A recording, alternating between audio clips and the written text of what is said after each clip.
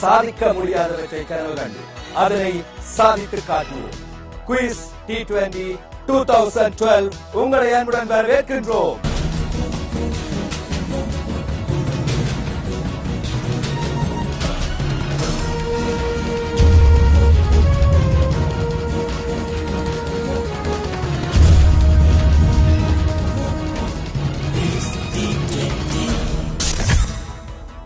பந்துகள் கேள்விகளாகவும், சிக்ஸர்கள் பவுண்டரிகள் பதில்களாகவும் அனல் பறக்கும் குயிஸ் T20 2012 இன்றைய இந்த போட்டியில் மோதப் போகின்ற அணிகள் வவுனியா ரம்பைக்குளம் மகளிர் கல்லூரி மற்றும் மன்னார் புனித சவேரியர் ஆண்கள் பாடசாலை.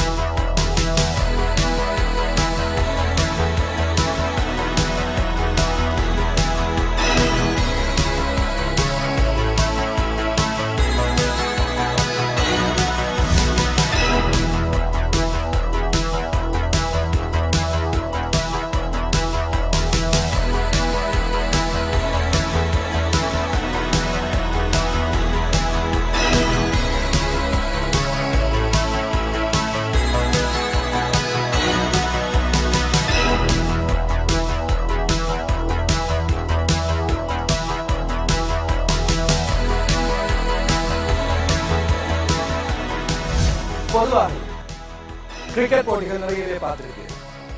இந்த போட்டிகளிலும் T20 கிரிக்கெட் போட்டிகள் இன்னும் அதிக சுவாரஸ்ய தன்மையை தரும்.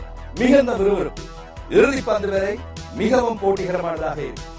குயிஸ் போட்டிகள் கேட்கின்ற கேள்விகளுக்கு பதிலளிக்கின்றவையாக இருக்கும். ஆனால் இங்கே வித்தியாசம். இரண்டும் கலந்த கலவை.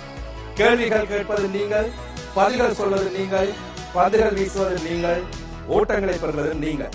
எனவே வித்தியாசமான சுவாரஸ்யமான ஒரு போட்டி நிகழ்ச்சி இது.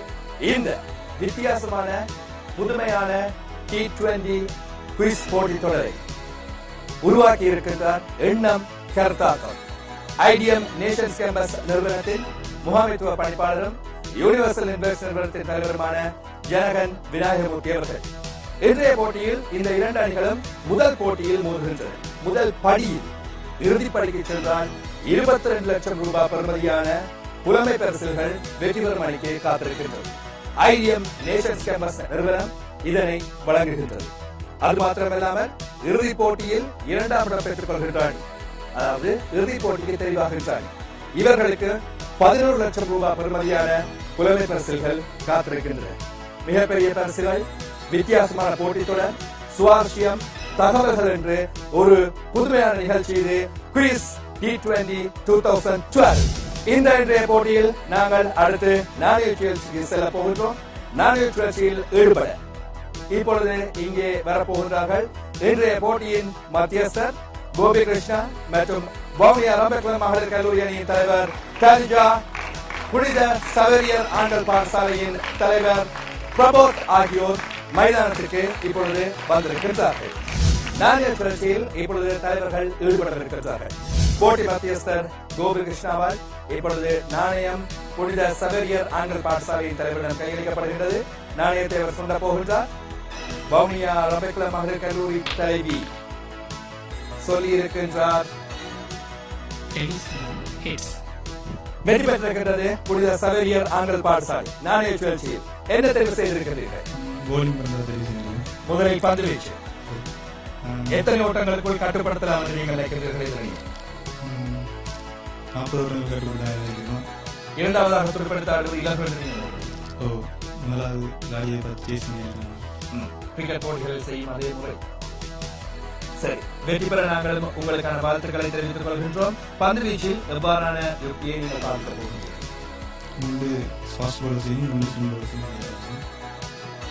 நன்றி, வாழ்த்துக்கள். அடுத்து வவுனியா ரம்பைக்குளம் மகளிர் கல்லூரி அணியின் தலைவி தனிஜா. நாணய சுழற்சியில் வெற்றி பெற முடியவில்லை, துடுப்பாட்டம் கிடைத்திருக்கின்றது. நீங்கள் நினைக்கிறீர்கள்? பவுலிங் கிடைச்சிருந்தா முதலே சேஸ் பண்ணி அடிச்சிருக்கலாம். பட் பேட்டிங் கிடைச்ச வழியால பேட்டிங்ல கூட ரன்ஸ் எடுத்து நெருக்கடிக்குள்ளாக்கும். எத்தனை ஓட்டங்களை தரலாம் நினைக்கிறேன்? 50 கட்டுப்படுத்த முடியும். சரி, பொறுத்திருந்து பார்க்கலாம் எவ்வாறான பந்து வீச்சுப்பாங்க உங்கள் பக்கமாக இருக்கின்றது. வாழ்த்துக்களை நாங்கள் உங்களுக்கு தெரிவித்துக் கொள்கின்றோம். எனவே இன்றைய இந்த போட்டியில் நாணய மன்னர் புனித சவேரியர் ஆண்கள் பாடசாலை மற்றும் வவுனியா ராமேகுளம் மகளிர் கல்லூரி அணிகள் ஈடுபட்டன. நாணய சுழற்சியில் வெற்றி பெற்றிருப்பது மன்னர் புனித சவேரியர் ஆண்கள் பாடசாலை. முதலில் களத்தரப்பில் ஈடுபட போகிறார்கள். இன்னும் சற்று வேளையில் போட்டியில் சந்திப்போம். இது quiz T20 2012 powered by IBM.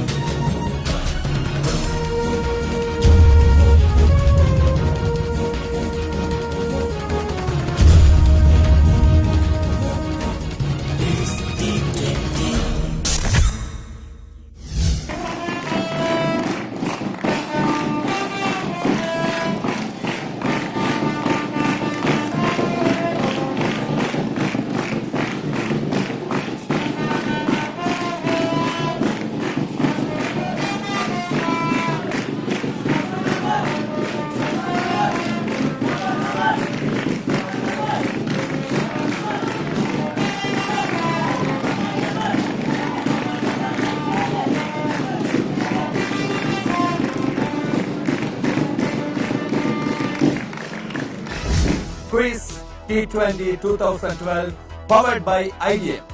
போட்டியில் உங்களை சந்திக்கின்றோம். மன்னர் புனித சவேரியர் ஆண்கள் பாடசாலை மற்றும் வவுனியா ராமேகுளம் மகளிர் கல்லூரி அணிகளுக்கு இடையிலான இன்றைய இந்த போட்டியும் விறுவிறுப்பாக உற்சாகமாக இருக்கும் என்ற நம்பிக்கையுடன் போட்டியை ஆரம்பிக்க போகிறோம். போட்டியின் நடுவர் சஞ்சயன் இப்பொழுது மைதானத்திற்குள் இருக்கின்றார். ஆரம்ப துடுப்பாட்ட வீராங்கனை தனிஜா அணி தலைவி வவுனியா ராமேகுளம் மகளிர் கல்லூரி அணி சார்பாக களமிறங்குகின்றார். பதவிச்சாளராக களமிறங்குகின்றார் மன்னர் புனித சவேரியர் ஆண்கள் பாடசாலை சார்பாக வேக பதவிச்சாளர் ரோஷான்.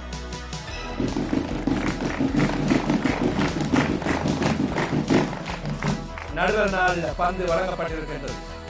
கிரிக்கெட் போட்டிகள் போன்றே பந்தை கொஞ்சம் பரிசோதித்து பார்த்துக் கொள்ள வேண்டும். பந்து வீச்சாளர் முதலில் பந்து வீசுவதற்கு முதலில் துடுப்பாட்ட வீரர் கூட ஆடுகளத்தினையும் தன்னுடைய நிலைகளையும் சரிபார்த்துக் கொள்வார்கள்.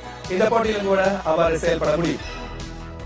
இந்த போட்டியினை ஆரம்பிக்கின்ற இந்த தருவாயில் வீரர்கள் வந்திருக்கின்ற நிலைமையில் இந்த போட்டியின் விதிமுறைகளையும் நாங்கள் சொல்லியாக